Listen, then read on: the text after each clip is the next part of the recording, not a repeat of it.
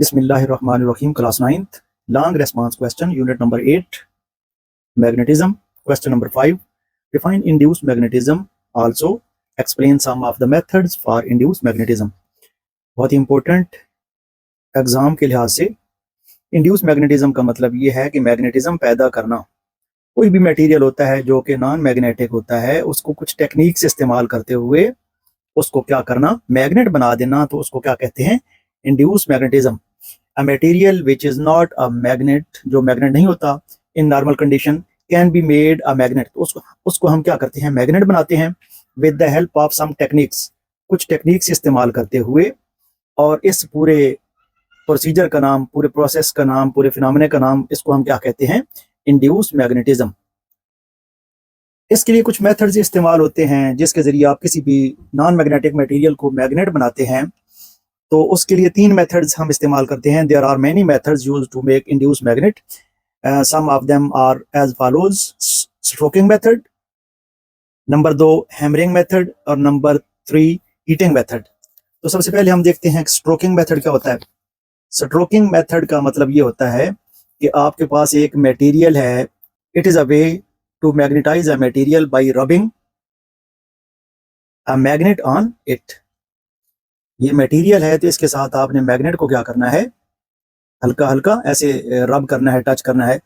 You rub one end of a magnet. तो आपने क्या करना है, किसी भी मैग्नेट के एक पोल को आपने इस पूरी बार के साथ क्या करना है, टच करना है। तो होगा ये कि इसके अंदर एटम्स भी मौजूद हैं। ये जो मेटल वायर थी या मेटेलिक बार था जो भी आपने लिया था, तो उसके अंदर डोमेन्स प्रोड्यूस होती हैं और डोमेन्स अपने आप को अलाइन कर लेती हैं, क्योंकि आप सिर्फ एक एंड टच कर रहे हैं मैग्नेट का। तो सारी की सारी डोमेन्स अपने आप को अलाइन कर लेंगी इन वन पर्टिकुलर डायरेक्शन। तो जब अलाइंस हो जाती हैं डोमेन्स, तो वो मटेरियल क्या बन जाता है, मैग्नेटिक बन जाता है। It is a way to magnetise a material by rubbing a magnet on it. और ये याद रखें, you rub one end of a magnet along a metal bar so domains align in one direction and the bar will become induced magnet। तो ये पहला method था जिसको आपने स्ट्रोकिंग मेथड का नाम दिया। नंबर 2, दूसरा जो मेथड है उसको हम हैमरिंग मेथड कहते हैं। हैमर आप जानते हैं, हैमर हथौड़े को कहते हैं। तो हैमरिंग मेथड में ये करते हैं कि आप मैग्नेटिक फील्ड रखते हैं। आपने ये नॉर्थ पोल रखा, यानी कि इधर एक मैग्नेट रखा और एक मैग्नेट इस तरफ रखा, और 2 मैग्नेट्स के दरमियान में आपने क्या है, कोई भी मेटेलिक बार रख दी। अब ये याद रखें, इस तरफ नॉर्थ है और इस तरफ साउथ है।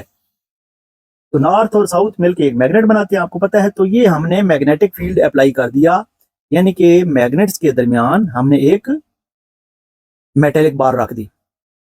और उस बार को हमने क्या करना है, जब मैग्नेटिक फील्ड अप्लाई कर देना है तो उस मेटेलिक बार को हमने हैमरिंग करनी है, यानी कि उसको क्या करना है, इस तरीके से हैमरिंग करनी है। थोड़ा हल्का हल्का हथौड़ा जो है उसको मारना है। When the metal bar is placed inside a magnetic field and gently hammered, जब एक बार को आप मैग्नेटिक फील्ड के अंदर रखते हैं और उसको जेंटली हैमर्ड करते हैं, तो इस तरीके से क्या होता है, जो इसके अंदर, इस मटेरियल के अंदर जो एटम्स हैं और डोमेन्स हैं, which aligns atoms and domains, इसके अंदर एटम्स और डोमेन्स अपने आप को क्या करती हैं, अलाइन कर लेती हैं हैमरिंग के जरिए। क्योंकि मैग्नेटिक फील्ड तो आपने अप्लाई किया हुआ है, लिहाजा इसके अंदर जो एटम हैं और डोमेन्स जो प्रोड्यूस होती हैं वो अपने आप को अलाइन कर लेती हैं। तो इस तरीके से ये वाला बार जो है ना, वो एक क्या बन जाता है, मैग्नेट बन जाता है। उसको इंड्यूस मैग्नेट कहते हैं।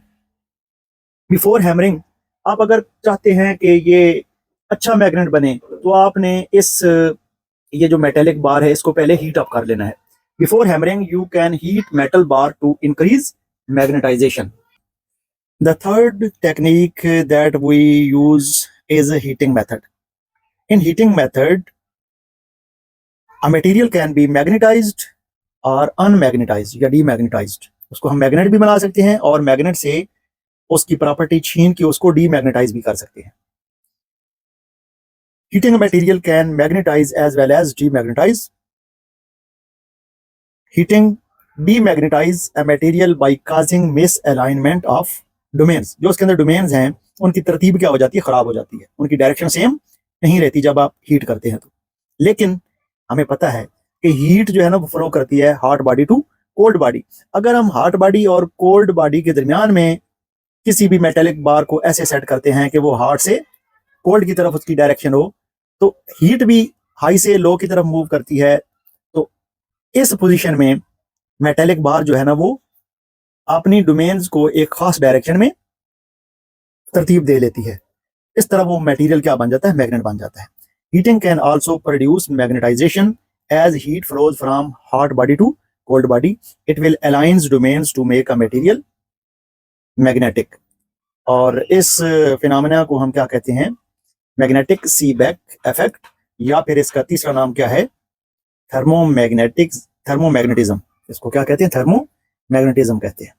तो ये था आपका क्वेश्चन नंबर 5। उम्मीद है आपने नोट कर लिया होगा। आपका बहुत शुक्रिया।